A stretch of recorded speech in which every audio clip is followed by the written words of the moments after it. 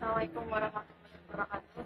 Saya Bu Mega. Selamat datang di kelas 11. Hari ini kita akan pelajaran perdana buat kalian. Nah, sebelum pelajarannya kita mulai, kalian harus like dan subscribe terlebih dahulu di bawah. Kalau sudah, juga nyalakan loncengnya biar nanti materi-materi dan info-info yang akan saya berikan, kalian bisa langsung tahu, kalian akan langsung dapatkan infonya.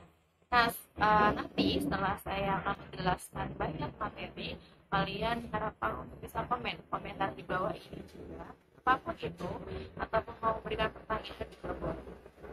Baik, kalau sudah kita mulai pelajaran kali ini, silakan mendengarkan.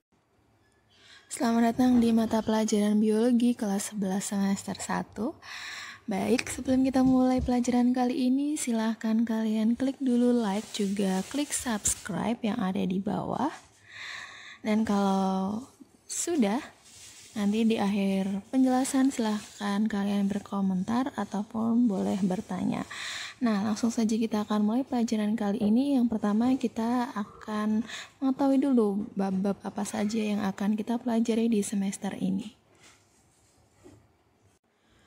Jadi, di semester ini yang akan kita pelajari bersama-sama yaitu kita ada 6 bab, yaitu ada struktur sel, ada jaringan tumbuhan, jaringan hewan, sistem gerak pada manusia, fungsi dan struktur dari sistem peredaran darah pada manusia, dan juga ada sistem pencernaan makanan.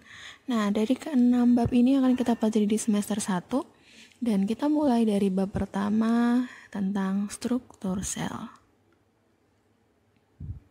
Nah, kita akan pelajari tentang konsep dan struktur dari sel, perbedaan sel hewan dan juga tumbuhan, dan bagaimanakah proses yang terjadi di dalam sel itu sendiri.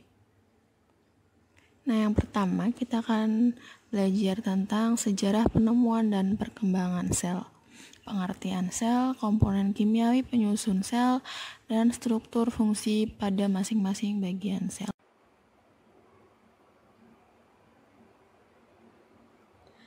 Dimulai dengan sejarah penemuan dan perkembangan sel. Ada beberapa ilmuwan atau penemu yang memang dia berpendapat atau menemukan bahwa sel itu apa. Nah, yang pertama ada Robert Hooke pada tahun 1665. Robert Hooke ini dia menemukan adanya ruang-ruang kecil pada sayatan gabus yang dinamakan sel. Nah, pada sayatan gabus ini dia menemukan pada bawang merah. Jadi dia saat meneliti, kemudian dia menemukan ada ruang-ruang kecil yang kemudian dia sebut itu adalah sel. Kemudian ada Robert Brown tahun 1831. Robert Brown ini berpendapat bahwa sel merupakan suatu ruangan kecil dibatasi oleh membran yang di dalamnya terdapat cairan atau protoplasma. Kemudian ada Matthias Jacobs Claydon dan Theodor Schwann pada tahun 1838. Mereka mengemukakan bahwa sel merupakan unit struktural makhluk hidup. Kemudian ada Rudolf Virchow tahun 1858 mengemukakan teori bahwa sel berasal dari sel yang sebelumnya atau omnicellular egg cellulae. Kemudian ada Felix Durkheim. Dia berpendapat bahwa bagian yang paling penting dari sel adalah cairan sel. Diteruskan oleh Johannes Purkinje tahun 1869 bahwa cairan tersebut dinamakan protoplasma. Kemudian pada tahun 1874 ada Max Clute yaitu berpendapat bahwa sel merupakan unit fungsional makhluk hidup. Nah, dari perkembangan sel, penemuan dan juga perkembangan yang para ilmuwan ini berpendapat, ini sering sekali keluar dalam soal. Jadi menurut Robert Brown, sel merupakan, seperti itu, atau dibalik. Sel merupakan unit fungsional makhluk hidup adalah pengertian sel menurut siapa? Seperti itu. Jadi ini juga harus dihafalkan. Oke. Kita lanjut. Kita menuju ke pengertian sel, ada 3 di sini, yaitu yang pertama, sel merupakan unit terkecil makhluk hidup yang dapat melaksanakan kehidupan. Kemudian yang kedua, sel disebut sebagai satuan struktural terkecil makhluk hidup karena semua tubuh makhluk hidup itu tersusun atas sel-sel. Dan yang ketiga, sel itu merupakan satuan fungsional terkecil makhluk hidup karena di dalamnya itu terdapat berbagai proses kehidupan.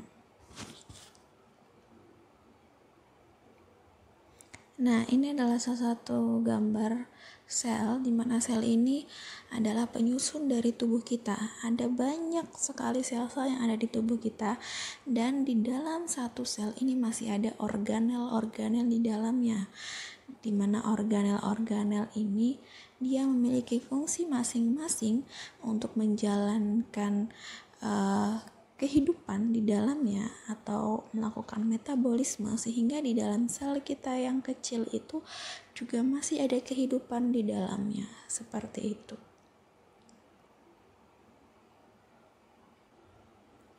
Baik, selanjutnya adalah komponen kimiawi penyusun sel, yaitu dari unsur dan juga senyawanya. Kalau dari unsur ada unsur makro dan juga unsur mikro. Makro berarti besar atau banyak, berarti unsur makro dari sel ini yaitu unsur-unsur yang ditemukan dalam jumlah yang banyak, sedangkan mikro adalah dalam jumlah yang sedikit.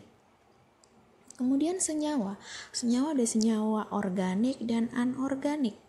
Nah, pertama kita akan bahas dulu unsur makro. Unsur makro yang ada di dalam sel yang ditemukan dalam jumlah banyak itu ada karbon, hidrogen, oksigen, nitrogen, kalsium, fosfor, dan juga sulfur. Ada yang paling banyak yaitu ada oksigen. Kemudian ada juga karbon dan juga ada yang 0, sekian yaitu sulfur.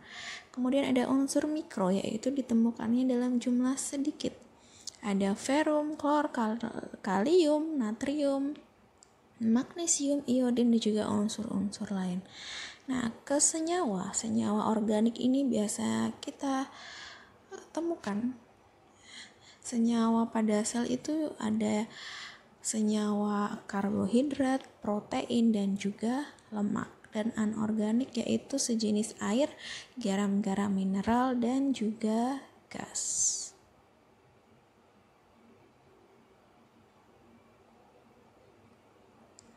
Kita lanjut ke struktur dan fungsi bagian sel. Dibagi menjadi 2, sel itu ada sel prokariotik dan juga sel eukariotik. Pro atau pra berarti artinya sebelum, berarti dia belum memiliki kariot, adalah membran inti sel. Jadi artinya sel prokariotik adalah sel yang belum memiliki membran inti sel. Nah, kalau eukariotik berarti dia sudah memiliki membran inti sel. Nah, di sini digambarkan bahwa prokariotik ini seperti bakteri. Kemarin di kelas 10 kita sudah belajar tentang bakteri. Nah, di sini ada bagian-bagiannya.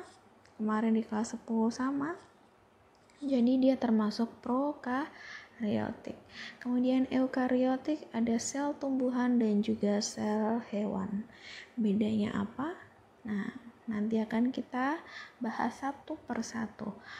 Nah, kalau dilihat dari penampakannya dari luar, sel tumbuhan ini dia lebih apa dari sel hewan? Sel tumbuhan ini dia lebih tebal, dia memiliki dinding sel, kemudian juga ada bagian-bagian yang hanya dimiliki sel tumbuhan namun tidak dimiliki sel hewan. Ada kloroplas, ada tonoplas, seperti itu. Nah, kita ke bawah. Nah, ini sama seperti tadi. Ada dinding sel yang saling berdekatan sehingga lebih tebal, lebih mengkotak seperti itu ya. Kemudian ada bagian-bagian yang tidak dimiliki. Nah, seperti ada vakula. Vakula ini hanya ada di sel tumbuhan. Kenapa? Karena fungsinya adalah untuk menyimpan cadangan makanan. Kemudian lanjut ke sel hewan. Nah, lihat, kalau sel hewan dia bentuknya tidak padat ya, karena dia tidak memiliki dinding sel. Nah, kemudian tadi saya bilang tonoplas. Apakah di sel hewan ada? Tidak ada. Karena yang memiliki cadangan makanan itu hanya tumbuhan. Kalau hewan tidak ada sel hewan. Nah, kemudian bagian kloroplas. Apakah kloroplas ada di sel hewan? Tidak ada. Kloroplas adalah zat pigmen hijau. Nah, sedangkan kalau hewan apakah memakai zat pigmen hijau? Tidak. Nah, kemudian ada tonoplas tadi. Kemudian apa? Ada juga bagian sel hewan yang tidak dimiliki pada tumbuhan. Contoh ada lisosom. Lisosom ini tempat untuk mencerna benda asing yang masuk ke dalam sel, sedangkan kalau sel tumbuhan tidak memiliki lisosom ya.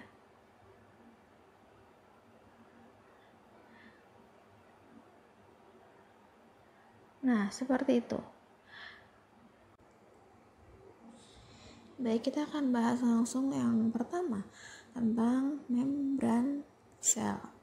Permukaan luar di setiap sel itu dibatasi oleh selaput halus dan juga elastis yang disebut dengan membran sel.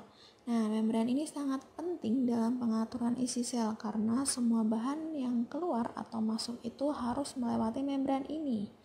Ini berarti bahwa membran sel itu mencegah masuknya zat-zat tertentu dan memudahkan masuknya zat-zat yang lain. Jadi saat zat-zat yang memang dia diperlukan oleh sel dan juga memang dia bisa dilewati oleh membran sel ini, dia bisa masuk. Tapi kalau yang tidak diperlukan oleh sel dan dia ukurannya tidak sesuai dengan dia menembus membran sel, maka zat ini juga tidak akan masuk, mencegah masuknya zat-zat tertentu.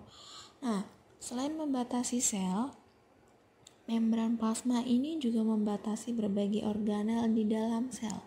Seperti ada vakuola, ada mitokondria, ada kloroplas. Jadi, membran plasma ini juga membatasi masing-masing organel.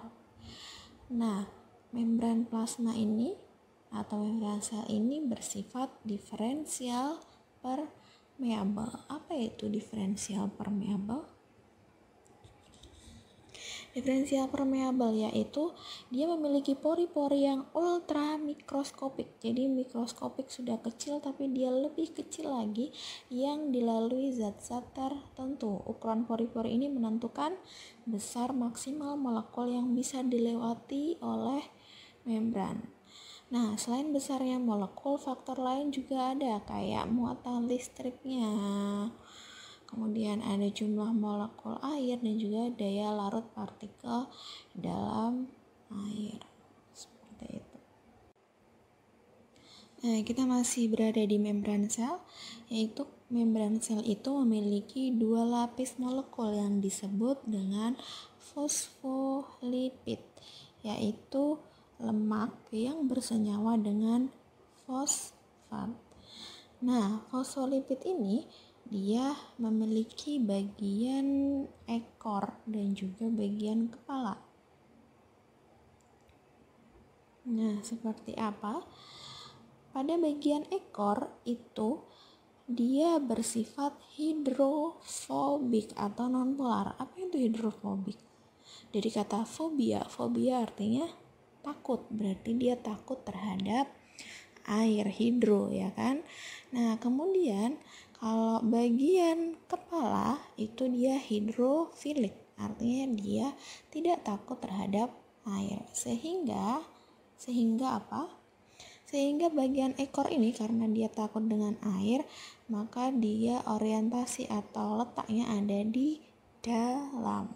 Kemudian karena bagian kepalanya tidak takut dengan air, maka letaknya ada di luar atau ke lingkungan yang berair. Nah, seperti apa? Nah, saya akan perbesar gambarnya. Nah, bagian hijau ini adalah bagian ekor. Dia termasuk hidrofobik. Fobia berarti karena dia takut dengan air, maka letaknya di dalam. Kemudian bagian kepala, karena dia hidrofilik, maka dia letaknya ada di luar. Dia bisa bersinggungan atau ada di lingkungan yang berair, sehingga dinamakan membran sel ini bersifat fosfolipid, lemak yang berikatan dengan fosfat. Nah, kemudian ada fosfolipid, ada glikolipid, yaitu bersenyawa dengan karbohidrat. Kemudian sterol, lemak alkohol yang biasa kita sebut dengan kolesterol. Nah, lanjut. Komposisi lipid dan protein penyusun membran itu bervariasi. Nah, jadi tergantung dari jenis dan juga fungsinya. Dan ciri-cirinya juga sama seperti yang saya jelaskan tadi. Ada permeable selektif atau selektif permeable, artinya hanya zat-zat tertentu yang bisa keluar masuk dalam membran tersebut. Seperti itu. Nah, kemudian di sini posisi protein di sini kita baca ya. Sedangkan komponen protein terletak pada membran dengan posisi yang berbeda-beda. Ada yang periferal, ada yang integral. Apa itu maksudnya? Jadi membran sel ini tuh juga ada proteinnya. Tadi kita belajar kan kalau komposisi dari sel itu senyawanya ada yang organik, ada yang anorganik. Yang organik ada karbohidrat, ada protein, ada lemak. Nah, lemak tadi kan kita bilang ada di fosfolipid, ada di glikolipid. Nah, protein juga ada di sini. Nah, proteinnya yang mana? Yang warna biru yang seperti yang bulat lonjong besar ini. Nah, ini adalah proteinnya. Ada protein integral dan juga perifer. Integral itu di tengah letaknya. Yang ada di tengah-tengah ini adalah integral. Perifer, peri itu di pinggir. Nah, yang ada di pinggir-pinggir ini adalah protein perifer. Nah, di sini ada glikoprotein, berarti protein dengan karbohidrat. Fosfolipid tadi ya, lipid dengan fosfat. Ada bagian kepala dan bagian ekor. Oke, sampai sini paham? Nah, di sini sebagai keluar masuknya zat-zat tertentu, di sini ada O2. Nah, keluar masuk ke membran sel.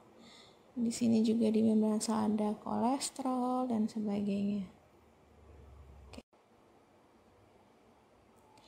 Lanjut ke sitoplasma. Sitoplasma ini merupakan material yang di dalamnya terdapat organel-organel sel. Jadi bagian terbesar dari sel itu sebagiannya adalah sitoplasma atau cairan. Di mana cairannya ini ada garam, ada gula, asam amino, asam lemak, nukleotida, vitamin, ion-ion, dan juga ada protein. Nah, biasanya nih bahan cair dari sitoplasma ini kita sebut dengan sitosol. Nah, kemudian selain itu fungsi dari sitoplasma ini yaitu menyimpan bahan kimia yang vital atau yang sangat penting. Bahan dasarnya ini juga merupakan tempat lintasan metabolisme. Contoh pada proses glikolisis. Apa itu glikolisis? Nah, besok kita akan pelajari di kelas 12, yaitu tentang metabolisme karbohidrat seperti itu. Nah, kemudian fungsi sitoplasma lainnya itu sebagai tempat pergerakan organel-organel dalam aliran sitoplasma. Seperti itu. Nah, pertemuan selanjutnya kita akan melanjutkan ke masing-masing organel. Ini baru sampai sitoplasma.